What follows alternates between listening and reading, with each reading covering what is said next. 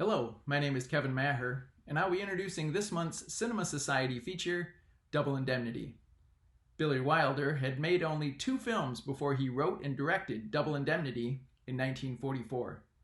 Many people consider it his best film, even in a career that created Sunset Boulevard, Some Like It Hot, The Apartment, and several other classics and near classics.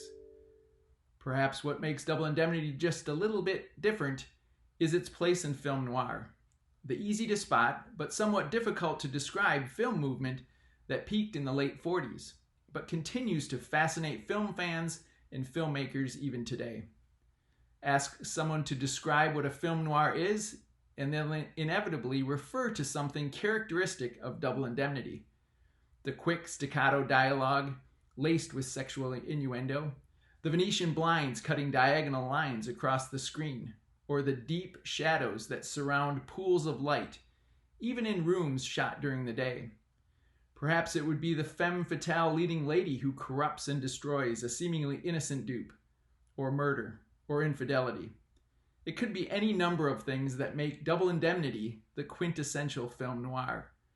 But for this film, that's literally just the tip of the iceberg. Double Indemnity not only represents film noir, but can also be looked at as the coalescence of pretty much everything that was going on in Hollywood at the time of its creation.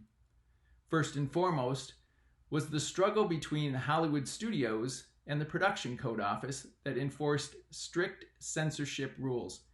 Any film about adultery and murder was certainly on the censor's hit list. There was also the increasing power of independent-minded directors like Wilder, who were looking to buck the studio system's control over their work. Within a decade, that system would be crumbling, in part because of the pressure from people like Wilder. There was also the emerging influence of Eastern European refugees, who had been streaming to Hollywood in droves since the early 30s, and were wielding their immense creative powers at every level of production. Finally, there was the neophyte screenwriter, an accomplished novelist in his own right, asked to rewrite a novelist he didn't care for, all the while collaborating with a director with very particular habits while writing. It was almost enough to drive him to drink. But it all came together to create one of the greatest films ever made. For me, Double Indemnity ticks every box on the classic film scorecard. The script is airtight, with not a single wasted word.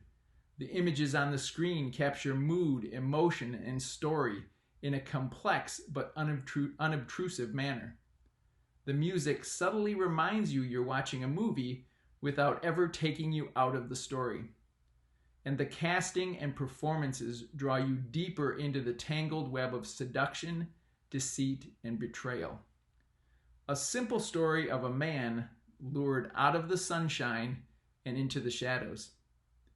Double Indemnity is perfection personified, and every viewing offers many different avenues for discussion. But even seen for the first time, it is apparent that its influence is still hard at work some 80 years after its release. For a movie made in 1944, murder had never looked so sexy.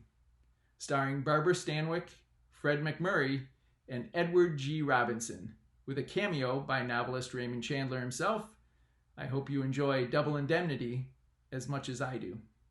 I look forward to our discussion after the screening.